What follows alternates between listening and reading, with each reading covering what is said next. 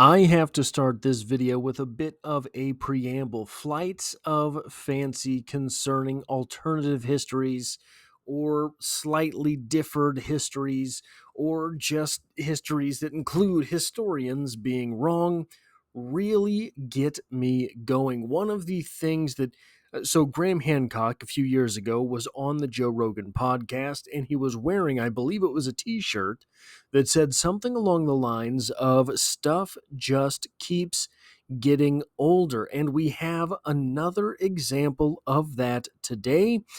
And I'm going to talk a little bit about why I think stuff is way older than we give it credit for.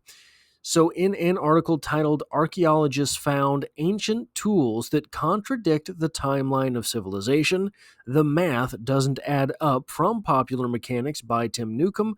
By the way, Popular Mechanics, for some reason, tons of great archaeology articles on that site. They keep popping up on my Google feed. I don't know what it is about mechanics, but I imagine that it is just audience overlap, not that there's too many mechanical details in any of these articles. But we get the following after that headline.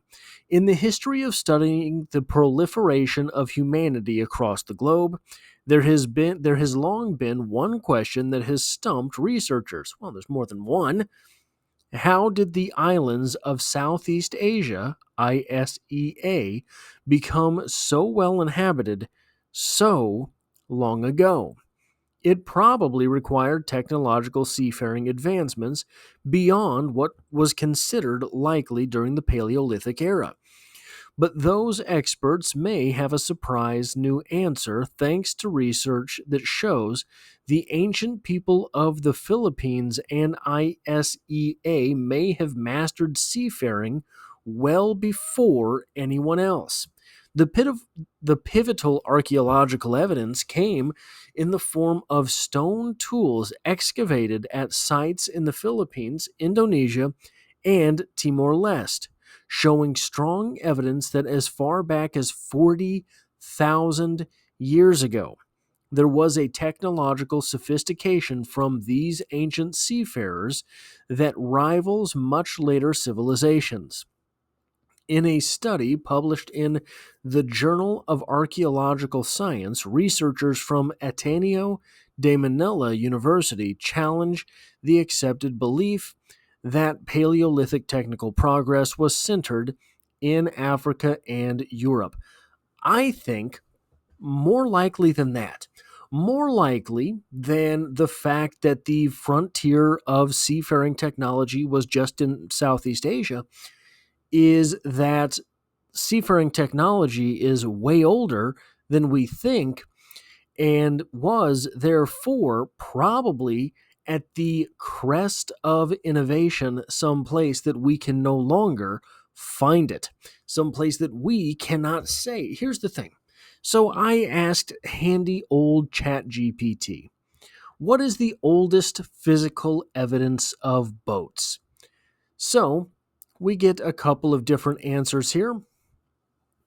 Pesse canoe in the Netherlands around 8,000 BCE, that is 10,000 years ago. The oldest known surviving boat, a dugout canoe made from a hollowed out log, found in the Netherlands, dated to the Mesolithic period, 10,000 years ago. I believe it is unlikely that those ancient folks in Southeast Asia were island hopping on a dugout canoe made from a hollowed out log, but I suppose it's possible. So maybe it's not that. Maybe there were. So, okay. The idea that we have today of the profligation of technology is cheating because we live in the age of communication. Communication can be done instantly around the globe. This was not so tens of thousands of years ago, at least. We don't have evidence of that. But all of this knowledge passing on had to be done by word of mouth and or actually doing the thing, which means that a technology follows a person. A technology scales linearly in that fashion. It does not scale the exponential way that it does for us today. So every time, well, I'll get to this in a moment, but there's also the Kuwait reed boat drawing from 5000 BCE in a rock carving from Failaka Island, Kuwait, shows a boat with multiple paddlers, evidence of maritime culture in the Arabian Gulf region. That's 5000 BCE. That is 7,000 years ago. So I also asked ChatGPT, and feel free to correct me if this is wrong, if any of these things are wrong. But on stuff like this, I have found that ChatGPT is normally fairly consistently correct. When were the first boats likely used? When do we have evidence of people in places where boats had to have been deployed? 50,000 to 60,000 years ago. Migration to Australia. Anatomically modern humans reached Australia by at least 50,000 years ago, which would have required some form of watercraft to cross open sea gaps in the Wallacea region between present-day Indonesia and Papua New Guinea. These boats were probably simple rafts or dugout canoes, but they imply basic seafaring knowledge. I don't think they would have been simple dugout canoes. That is an awfully, awfully imposing task to cross ocean fronts into mystery. Not simply cross ocean fronts into mystery. You don't know what's out there. You've never been out there. It is difficult for me to believe that. Now, we would not have recovered any of these boats. Obviously, they are biodegradable.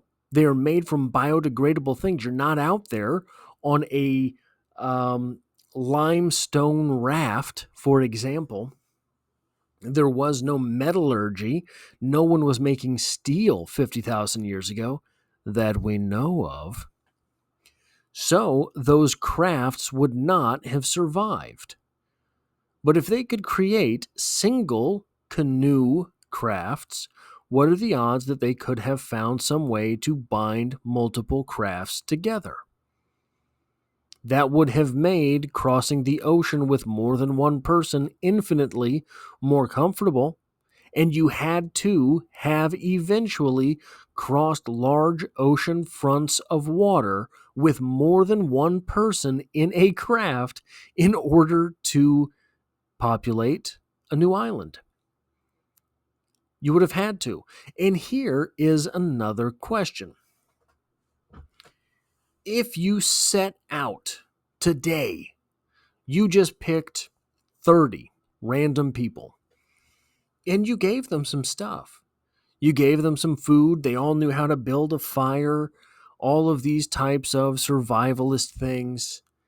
And you sent them out, 30 of them, 30 people, onto an island with maybe not today's technology, but certainly today's transportation. You boat them out there and today's knowledge, right? So maybe you don't have a computer, but you know east from west, north from south, season from season, 365 days in a year, etc. You know all of those things. You don't have radar, you don't have computers. What are the odds those people will be around generation after generation and propagate enough that we can find clues of them 40,000 years from now? That's a lot of generations they would have to be there to leave clues for 40,000 years from now. I think it is likely. We've had the same hardware up here for a very long time. And you want to tell me that civilization goes back 5,000 years?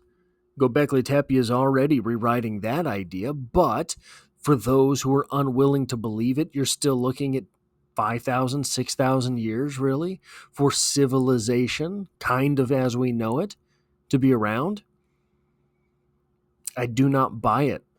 This also means that within that 10,000 year window, tools in the Philippines 40,000 years ago, and DNA/archaeological evidence that puts humans in Australia 50,000 years ago, that most of the Southeast Asian islands were also peopled, but they must have been done so by small populations, by small groups of people that then found their way to other islands and were able to people those islands and survive for thousands of years.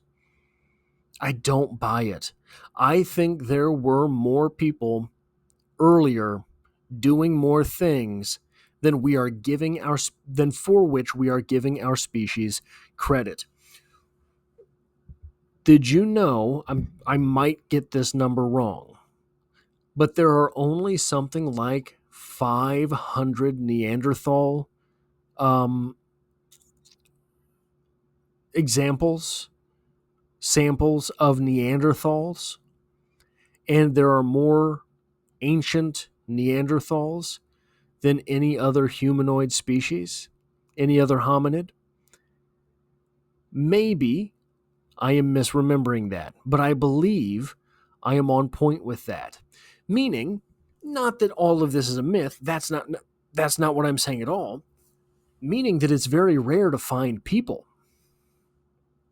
So if it's very rare to find people, and we have examples of people on these islands from 40,000 years ago, 50,000 years ago, what are the odds that humanoids, peoples, go onto those islands way earlier than we have examples of? So it's possible, in my opinion, that people had scattered out about the globe much, much earlier than we believe. And many of these populations likely died out or simply did not survive into today through their DNA. Anyway, guys, I just thought that this was an interesting article. If you like or appreciate what I do here, hitting the like button really does help me out. I'm doing my best to cover some more of the archaeological history stuff on the channel. I cover all sorts of stuff here. So, as always, I hope to have you back for the next one.